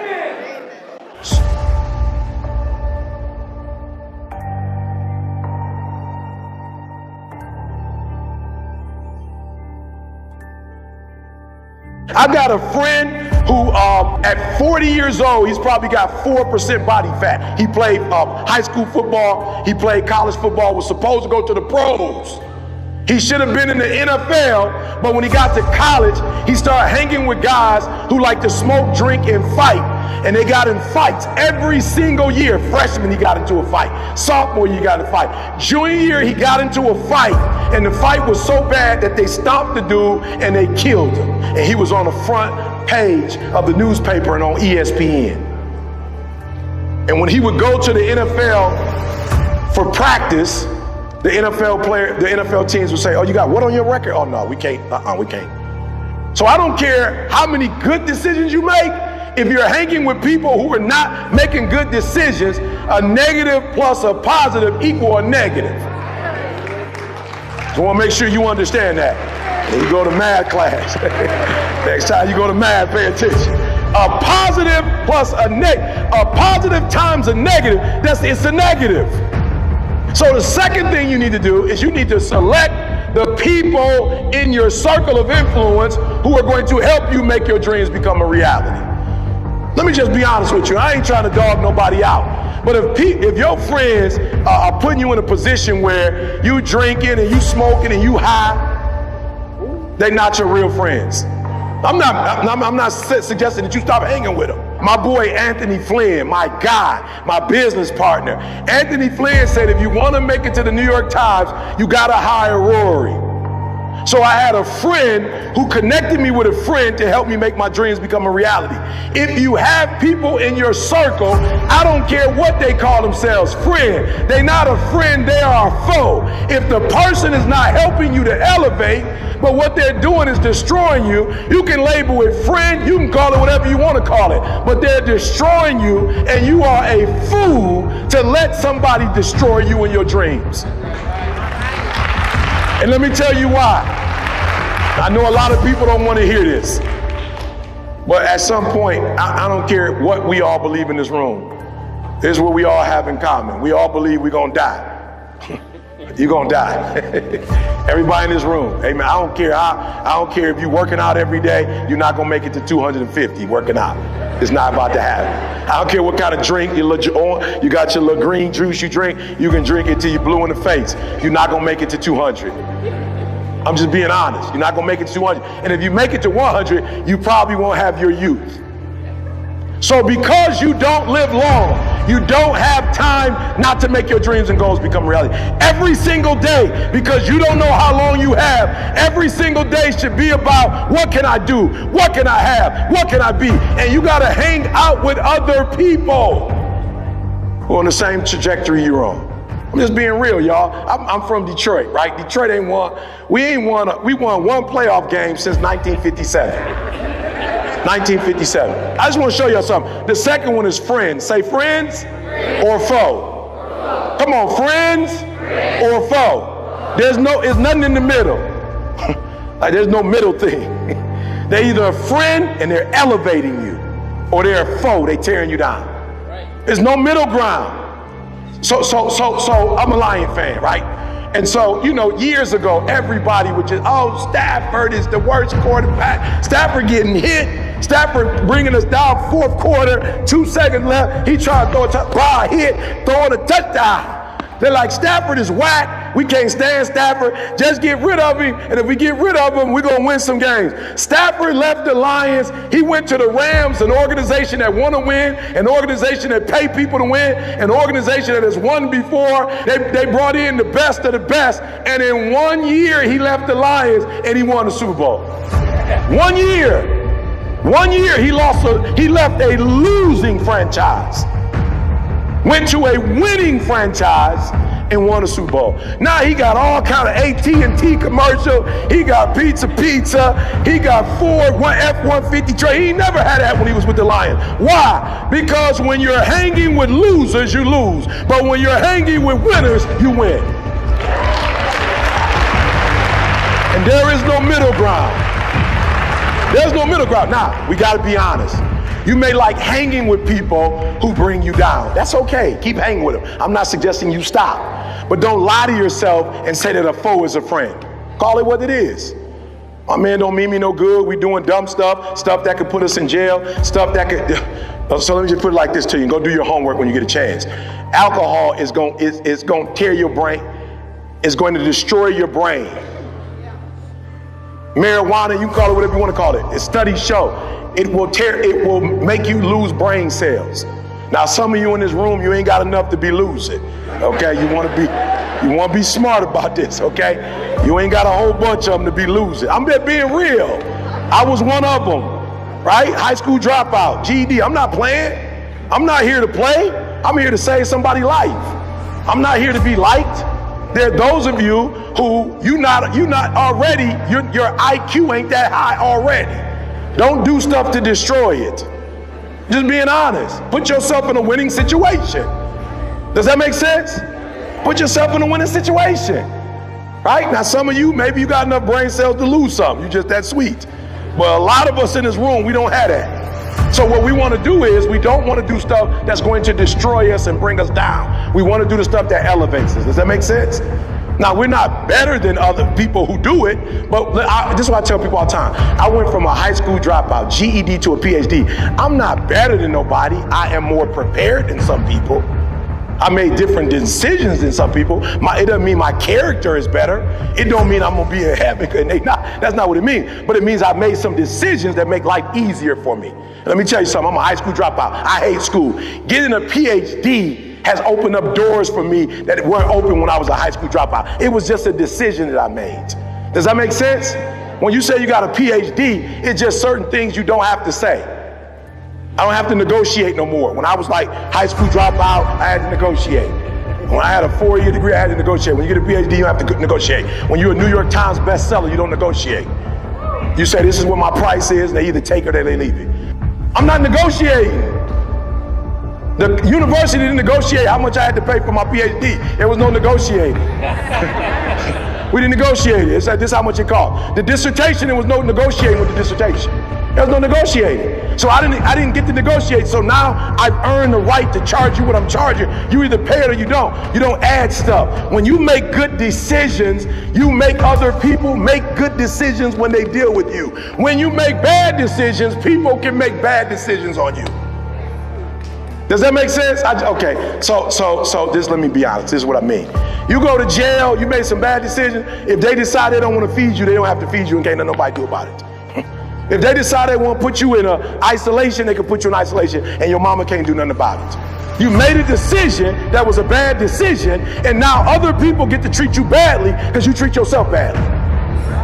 I'm just being real with you. That's what happens. I need you to be clear. When you don't take care of yourself, you teach other people how or not to take care of you. So when you take care of yourself and you make good decisions, you surround yourself with people now who see you are a good decision maker and they treat you differently. And let me tell you what happens 90% of the time when I walk away and they say, no, this is how it's going to be, and I walk away, I usually get a call 24 hours later. Mr. Thomas, about the picture taking. It's just, We've thought it through, and it's not necessary. You just speak. Does that make sense? Does that make sense? All right, so number 2, we're gonna choose our friends wisely. We're gonna do what? Now listen to me, I'm gonna say a name. Raise your hand if you ever heard of it before. Usain Bolt. You ever heard that name before? Good. What team does he run for? Jamaica. Let me say this to you guys, and I mean this with all my heart. I grew up, I'm a 70s kid. I grew up in the 80s watching FloJo, Carl Lewis, Michael Johnson. Can I be honest with y'all? You couldn't beat the U.S. Olympic team. You couldn't beat us. This guy named Usain Bolt came out of nowhere. He started beating our best players. He beat our best runners, y'all. He was winning the gold. He was so sweet. He would beat them and be looking at him while he was running. He like, nah. They couldn't do nothing. But guess what? There were some other people in Jamaica. Be careful who you hang with. There were some other people in Jamaica, some men who started training with Usain Bolt. And then all of a sudden, Usain Bolt beat us. Then all of a sudden, the 4x4 relay, now they beating us. And then I guess the women found out what they were doing, and the women started practicing with him. And in the last Olympics, the women's team won gold, silver, and bronze. Our best runner, they blew her out the water. Why? Because they all started training with him. Be careful who you train with. You train with a gold medalist, you become a gold medalist. You train with silver, you become silver. You train with bronze, you become bronze. You start training with people who do not qualify, you no longer qualify. I made a decision to get the New York Times, and I got with a friend who connected me with somebody who had already got 3 books that were New York Times bestseller and helped 5, 6 other people get it. And so when I joined, it was easy for me to do it because I started hanging with people who did it. If you're a high school, if you're struggling in school, you probably need to start running with A students. Go and get your little lunch money and start paying for them to eat. Start putting your little money to the side. Be like, look, let's study food on me. All the pizza y'all want, I got it. Drinks, everything on me. Dessert on me. And you start studying with gold medal studiers and watch you become one. I went from a high school dropout, homeless. I failed English twice in college. And I'm not talking about the 300 level, the 101. I failed a 101 twice. They felt so bad for me, I didn't even have to take it the 3rd time. I just clept it and got it. They were like, don't even worry about taking it again. Just go take a test and see if you can pass. But I just wrote a New York, why? Because I started hanging with. Good, A, you can see the A, write the A down. The A is be your authentic self. You owe you to make great decisions. You owe you to choose your friends wisely. You owe you to pick people who going somewhere with their life. You owe you. You owe you. I picked Dee Dee when I was 16 years old in church. I started dating Dee Dee because she was doing something with her life. And she got on my last nerves, but she forced me to go get my GED. I will never forget, Dee Dee called me to her house. She said, my mom is gone. Can you come over? I was like, no doubt. No doubt. You know what I'm saying? What? Got on my bike, you know what I'm saying? 3-mile ride. I was just riding over. Her mom is gone. Her mom is gone. She invited me over. Wow, finally. Her mom is gone. Her mom is gone. Finally, after all these months, it's on and popping. I get to the house and she comes outside. I'm like, oh, what you coming out for? I thought you said your mom was gone. She says she is, but we need to talk first. I was like, talk about what? She's like, I gotta ask you a question first. And I was like, all right, what you gotta ask me? Hurry up. She says, do you love me? I said, love you? Yeah. Yeah, I love you. She was like, no, do you love me, love me? I said, yeah, I love you, love you. She said, all right, I want to show you something. I was like, yes. So she pulled a piece of paper out of her back pocket. I said, what? It was an acceptance letter to college. She said, I got accepted into college. And if you don't go get your GED and follow me to college, I'm breaking up with you. Let me just tell y'all something. I hate school. Never liked school, dropped out of school, but when she said that, I might be a little slow, but I ain't stupid. I went to night school, studied and passed my GED and followed to college. We've been married almost 33 years.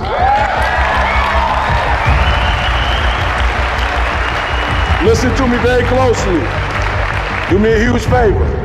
Stop picking cheerleaders for your friends and pick coaches.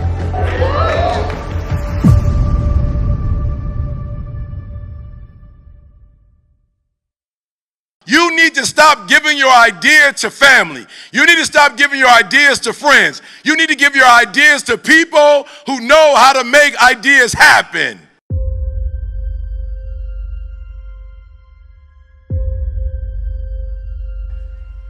I'm gonna say that one more time because you missed that one. Y'all should have got excited about that one. Look, most of you are not making your dreams and goals a reality because you're giving it to people that you love. You're giving it to people that you like. You're giving it to people who are going to cheerlead. Write this down. I don't need a cheerleader. Write that down. I don't need a cheerleader. I need a coach. You don't need a cheerleader. You don't need somebody cheering for you. You need a coach. You need somebody that's going to take your ideas and help you execute on your ideas. You don't need nobody to make you feel good. You'll feel good when you reach the goal. Does that make sense? So the first thing is desired outcome. Look, what do you need to make your dreams and goals become a reality? How much do you need? Write it down. I need you to know how much you need. And I need you to know why you need the number. So it's okay that you just wrote a random number down. But at some point, you need to know exactly how much you need to make your dreams and goals and family and everybody else you're trying to bless. You need to know how much that's going to cost. So I used to never talk money. I hated money. I thought people who talk money were they're evil people. They just want money, money, money. And I never talked money. I only talked ministry. But then my kids went to school and I realized they couldn't go to school with prayer. I don't know, it's crazy. Michigan State didn't accept prayer. It was the weirdest thing. I'm like, Michigan State, we're a praying family. They're like, good, pray for $50,000 a year, each one of them. You're gonna have to pray, each one get 50 grand, because that's how much it's gonna cost. Right, so then I put my kids through school, and then there are other kids who are great students who need to go to schools, but their parents didn't do what they were supposed to do financially, so now I gotta put them in school. So now there's 20 kids last year I took to the Super Bowl. It cost me $200,000 to take all those kids to the Super Bowl. I put them in the best hotel in San Diego. I took them on the bus back and forth to LA every day. I took them to the Super Bowl experience, 200 grand. Now it's another group, I'm taking the same kids to Dubai. It's gonna cost me another 200 grand. I said, God, I'm sorry. I need to be a billionaire. I'm sorry, I need to be a billionaire. I didn't know it was gonna cost this much. Oh, come on, I'm talking to somebody. The reason you don't have money is because you don't even know why you need money. I need you to figure out why you need it. You're going to get the car. If you are a part of this organization, you are at this conference driven, you're going to get the dream car. You're going to get the house. I want you to get the money that you can help other people do that. So number one, what's the desired outcome? How many people you just didn't have a number to put down? You just like, I can't even put a number down. Let me see your hand. You couldn't put a number down. How many of you could put a number down? Let me see your hand. All right, so we got to start here. It's a desire. Every desire you have, it comes from within. And if there's a desire that comes from within, it means you have the ability to do it. You wouldn't think of it if you couldn't do it. Does that make sense? If that makes sense, make some noise. You couldn't think of something you couldn't do. Come on, make some noise. All right, I wanted to jump down, but I don't know if the camera guy, he's so close, he may not be able to film it. All right, number two, what desires do you have in terms of your fitness? All right, now this is important, right? I'm not telling you to be buff. I'm not talking about being buff. What I'm telling you is you need to be at a certain level in terms of your health to be able to make it become a reality. What if you got, again, everybody knew how much money you wrote down. Let me see your hands real quick. Let me see your hands. Okay, good. What if you had that money but you had stage 4 cancer and they gave you 4 months to live? You couldn't do anything with the what? You couldn't do anything with the money. So I need you to decide, like health-wise, where do you need to be? What's your outcome for your health? I'm not saying you got to lift weights. I'm not saying you got to be a bodybuilder. All right, so here's my fitness goals. When I go to the hospital, I want my blood work to be good. So when I go to the hospital, I just want them to say, you don't have diabetes, you don't have high blood pressure, your blood was clean. Does that make sense? So I don't know what your goal is, right? So I walk pretty much every day. I don't do a lot of nothing else. I don't lift weights. I don't really do push-ups, but I walk. Because I noticed the old people walk, and they still like 80, 90 walking in the mall. So I was like, look like walking work. You know what I'm saying? They don't look buff. But they in the mall walking at 80 and killing me. I can't even keep up with them. I'm like, what kind of walking is that? I can't keep up with them. They doing it for about an hour, and there's 10 of them walking and talking, and they like, hey, young man, they done passed me twice in the mall. I'm like, that's what I want to be. I don't want to just be buff. I want to be able to be. So what's your fitness goal? Write that down. You want to be 90. You want to die at 100. You want to be walking when you die. You want to drive. My grandmother died. She was almost 93. She was 92. Couple days left. She would have been 93. Lived by herself. Still had her driver's license. Independent. What do you want? All right, I'm going somewhere, but we got to get here first. I'm going somewhere. All right, family. What do you want for your family? What do you want your family to be like? I'm in a position, just bought the house next door to my house in Michigan, so when my family comes, they have somewhere to go. What's your desire for your family? What do you want as your family? Write that down. What's your desire? Come on. We're getting somewhere. What about your faith? What do you desire to do? Like, I'm not really, I wake up every morning, 3 o'clock, first hour of my day, I dedicate it to my walk and talk with God. What's your faith? I'm not suggesting a particular one for you. I'm not telling you what to do, but if you have a faith, what is it, and how healthy do you want it to be? It's your desired outcome. What kind of fun do you want to have? I just go to Dubai for fun. Anytime I want to have fun, I just go to Dubai. That's my spot for fun. That's just my spot. And then there's a spot, Escarit in Mexico. That's another spot that I like to go to. But those are my two spots when I want to go close, Mexico. When I want to go far, Dubai. Like when I don't want my phone to work, I go to Dubai. When I don't want to be on the same time zone as everybody else, I go to Dubai to get away. All right, so before we go to the next one, all right, I just need you to know, like, you may not have it all now, but when you leave, I need you to know what you desire. Why? Because this is the thing that's going to wake you up, and this is the thing that's going to make you go. So I'm putting kids through college, Super Bowl, Dubai, right? So every day when I wake up, y'all, I'm driven. And most of you are not driven, and you're not driven because you don't have an engine. You don't got an engine. That's the only way you stay driven is that you know what you want. You wake up every single day and you go for it. The people who are not driven, they wake up and they clueless. The people who wake up and they don't know exactly what they want to do, they clueless. The people that are not clear on their life goals, the people that are not clear in every these areas, they wake up and they wake up whenever they want to, and they wake up sad and they wake up depressed. Why? Because either they don't know what they want or they got this stuff all out of order. Does that make sense? So one of the things we want to do is we want to write it down. We want to put it in the right order. Money does not come first for me. I only need money to house and to take care of all the goals that I have. Does that make sense? Come on. Does that make sense? I only need money to take care of my family. Does that make sense? I only need money because I got to buy a treadmill. I've got a treadmill. I've got an elliptical. I've got a Peloton bike. I only need money because I got to buy all that stuff. I only need money because I need the best water that money can buy. I only need money because I want to make sure I have the right health insurance. I only need money because I got to have a house in San Diego because my wife has MS and she can't get vitamin D in Michigan after November. I only need money because I need to be on the hill. I only need money because I need to be in a private.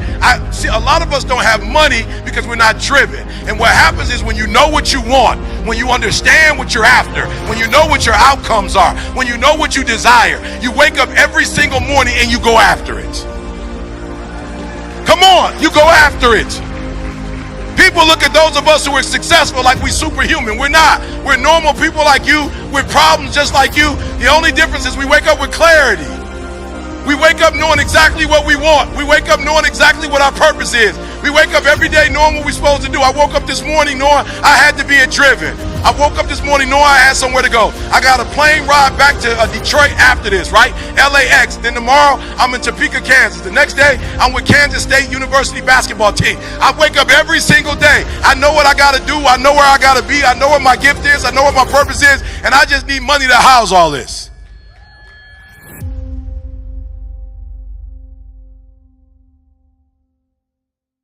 We can go fast alone, but we can go further together.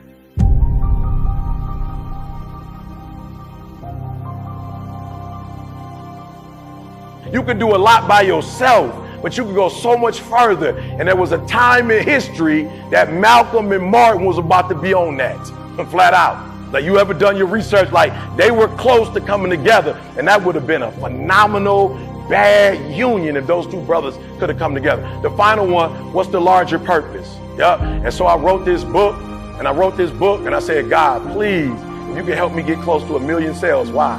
Because the more money I make, the more kids going to college, right? And Candace is here. She's in the back. She used to work, was one of my students when I was at Michigan State grad assistants. And she went to college, east side of Detroit. She went to college because of Bill Gates. She came on the Bill Gates Millennium Scholarship and the Steve Smith Scholarship. Again, she was at Michigan State. And I remember saying to myself, like, yo, that's crazy. Bill Gates ain't even been to Detroit. Like, my man ain't from the west side, he ain't from the south side. You know what I'm saying? Like, he ain't from the east side, I'm from Chicago. He ain't never been to the south or the west. But my man has made a decision, and he's done so well for himself that he paying for any kid. I was like, God, I love my man to life, but ain't no way he should be able to do what I should be doing for my community. So bless me. Every business I touch, let it blow up so I can be a blessing to my people. So the last one is a larger purpose other than Jalen, who I love, my son, a larger purpose than Dee Dee, my wife, who I love, a larger purpose than Jada, my daughter, who I love, a larger purpose than my mama, who I love. And every day I'm getting on YouTube, 3 a.m. I'm putting a message out, 12 o'clock noon I'm putting a message out, 5 o'clock I'm putting a message out. I ain't asking for no money, but I know the larger picture. You got cats like Meek said, E, when I was in jail, I was listening to your stuff. Wallow was like, E, when I was in jail, I was listening to your stuff. And I didn't know Meek before. I didn't know he was listening. Wallow, I didn't know he was listening, but I just put that stuff out and put that stuff out and put that stuff out because I realized it's a purpose bigger than Eric Thomas. And when I leave this earth, I want to leave my stuff behind that even when I'm gone, my stuff will still be penetrating in school, still penetrating in colleges, still penetrating in prisons. And so we have a larger purpose to get to. Now listen to me before we get out of here. You can't guarantee the outcomes, but you can guarantee the amount of soul you put in something. All right? I tell people all the time, I promise you I'm not the best. I'm a high school dropout. I got a crazy start. But everything I put my hand in, I put soul into it. Everything I do it. It's something said, whatever your hand find to do with all your might. Whatever your hand find to do with all your might. And if you are faithful over few, I'll make you rule over many. I read something that said, find a man that's diligent at his work, and he shall stand before kings and queens and not mean men. That thing is real. All right, let's go to the last one. I'm gonna let y'all get out of here. All right, take ownership. 5 steps to taking ownership. All right, and I wish my young folks was here because I'm sure many of you in the room, you way beyond this.